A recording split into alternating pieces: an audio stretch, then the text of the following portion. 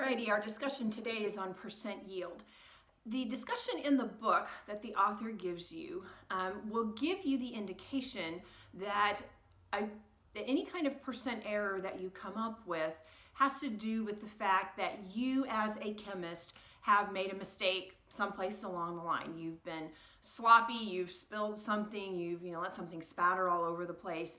And while that can certainly be true, and while chemists certainly are very far from perfect, you would think that the more you practice, eventually you'd get to the point that you really wouldn't make experimental errors anymore, because you'd get good at being neat, and you'd get good at knowing when something was going to spatter and knowing how to prevent that from happening.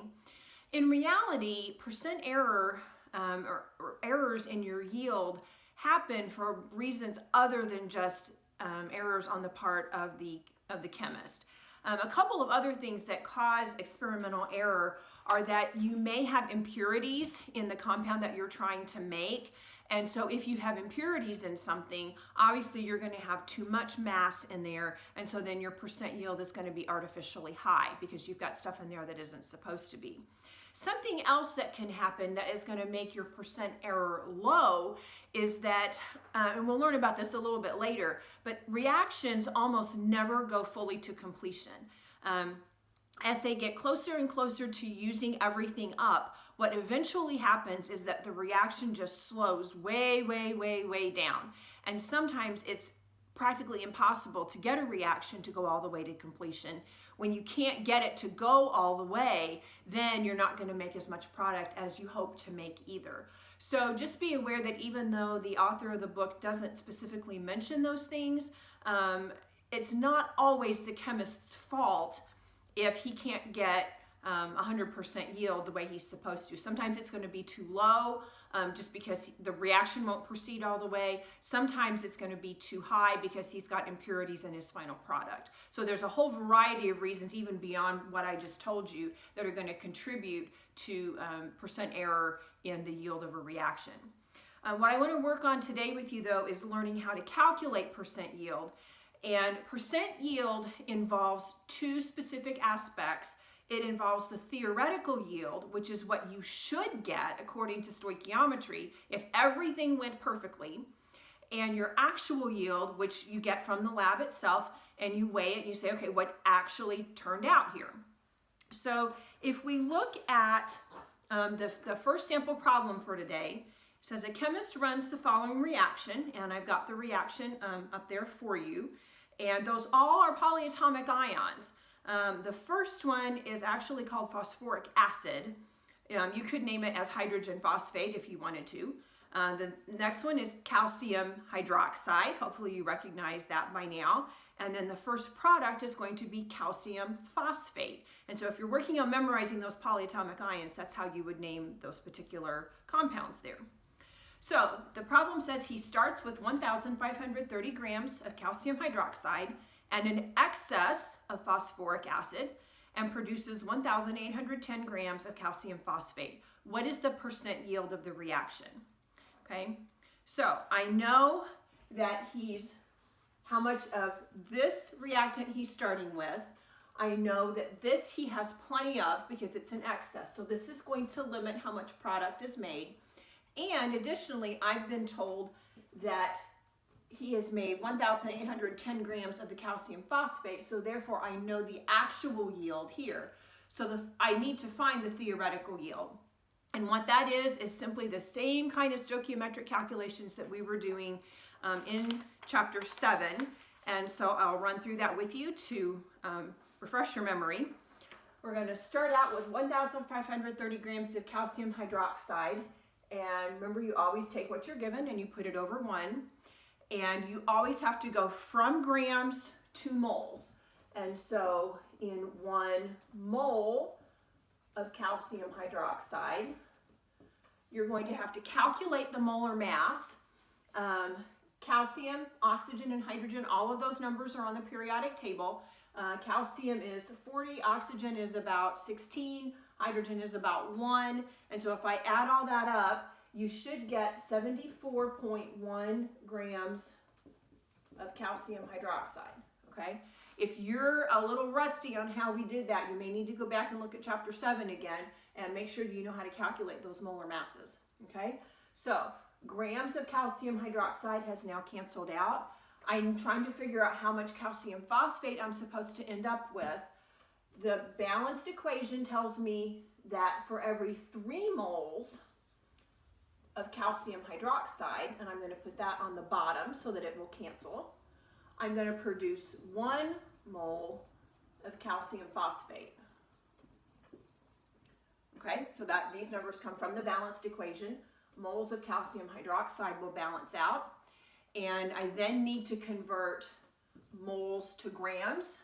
So in 1 mole of calcium phosphate, again, if you look at your periodic table and calculate the molar mass for that, you will come up with 310.18 grams of calcium phosphate. So moles will cancel out, and I'm now left with grams of calcium phosphate. And that final number will come out to the proper number significant figures. I started with 3 over here, and I never have any fewer than 3. Remember that these are considered, you know, perfect numbers, so I don't have to worry about that. So I've had 3 here, got 3 over here. So by the time I do all my multiplication and division, my final answer is going to come out to 2,130 grams of calcium phosphate. Okay, so once I have that, I'm then able to calculate the percent yield. Because percent yield, if you use the formula in your book, is simply the actual yield over the theoretical yield multiplied by 100. That's not any different from calculating any other type of percentage. Whenever you calculate a percentage, you take the part, you put it over the whole, you multiply by 100. Okay? So in this particular case, our actual yield was given to us in the problem as 1,810 grams. The theoretical yield, what I should have gotten, according to stoichiometry, was 2,130 grams. So if I divide that and multiply by 100, then that will give me a percentage of 85.0%. Okay, so there is my percent yield for that problem. You can also, if you're given a percent yield, you can also figure out how many grams you produce. You can take that and flip it the other direction. So if we look at the second part of the problem, running the reaction a second time, so I'm going to use exactly the same equation that I had before. He starts with 491 grams of phosphoric acid and an excess of calcium hydroxide. And he's able to achieve a 91% yield this time. So obviously he did a little bit better for some reason or other. And we want to know how many grams of calcium phosphate he produced. Okay, I can't use the same theoretical yield I had before because I didn't start with the same amount of what I had. This time my calcium hydroxide is in excess and my phosphoric acid is the one that's going to limit things. So the phosphoric acid is the one I have to start with to be able to calculate my theoretical yield. So we'll run through that stoichiometric calculation. I'm starting with 491 grams of phosphoric acid. Always take that, put it over 1. You've got to convert grams to moles.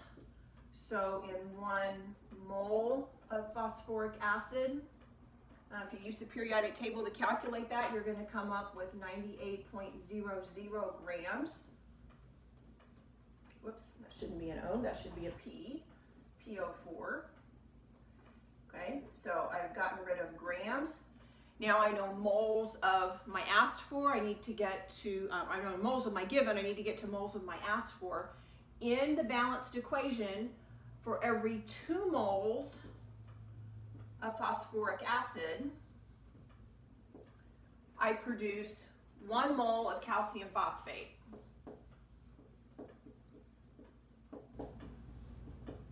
Okay, so a 1-to-2 ratio. So there's my moles of phosphoric acid that cancel out. And again, because I've been given, I'm asked for grams, I'm going to have to calculate my theoretical yield in grams. Once in a while, they may give you a problem where they've already done the conversion and they said you've got this many moles. Most of the time though, because we don't have any scales that can measure in moles, you're going to have to convert it to grams. So I can actually use the same conversion factor I used up here because I'm still trying to convert moles of calcium phosphate to grams of calcium phosphate, and that number before was 310.18 grams of calcium phosphate. Okay, so moles will cancel out. You get your calculator, you crunch all those numbers, and you will end up with 777 grams of calcium phosphate. Okay, now again, this is a slight bit different because now I have the theoretical and I have the percent yield, but the actual is what I don't have. So if I use this formula that I had up here before, this time the actual yield is what I don't know. So I'm going to call that X. The theoretical yield is what I just calculated. It's 777 grams times 100. And that will give me percent yield, which they told me in this case was 91%. So when you solve this equation, you're going to use your algebra skills. You're going to solve the equation. You're going to take 91. You're going to divide by 100. Then you're going to multiply by 777 grams. Okay? So you're going to do just the opposite of what's on this side of the equation. And when you solve that algebra, what you will come up with is that you've actually produced 710 grams of calcium phosphate. So that is the actual yield that you come up with, knowing that you had a 91% yield. Okay? There will be times where you may have percent yield over 100%. And again, that's going to happen more than likely if you've had impurities or something like that that has gotten into your compound as you've been trying to run the reaction. If you have any questions, make sure you ask me.